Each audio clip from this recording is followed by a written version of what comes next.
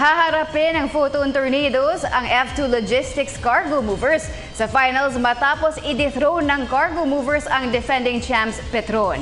Ang buong detalye hatid ni Maria Isabel Reyes. Nakuha ng F2 Logistics Cargo Movers ang last slot sa 2016 Philippine Superliga All-Filipino Cup Finals matapos dominahin ang Petron Tri-Active Spikers sa semifinals matchup nila noong Sabado sa Philoil Arena sa San Juan. Wagi ang Cargo Movers sa loob lamang na tatlong sets, 25-18, 25-15 at 25-13 para maiset ang best of 3 finals date kontra Photon Tornadoes. Solido ang naging depensa ng Cargo Movers dahilan para maidethrone ang struggling Petron team.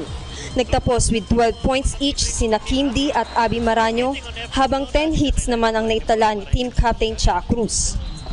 Naging limitado naman ang playing time ni Mika Reyes na nagtamo ng hamstring injury sa kanilang training.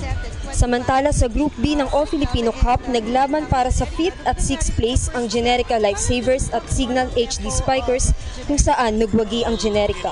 7th place naman ang Standard Insurance Navy matapos padapain ang rookie team Amis Kitchen.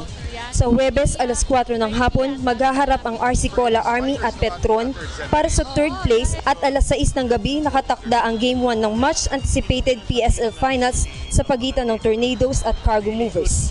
Maria Isabel Reyes, PTV Sports.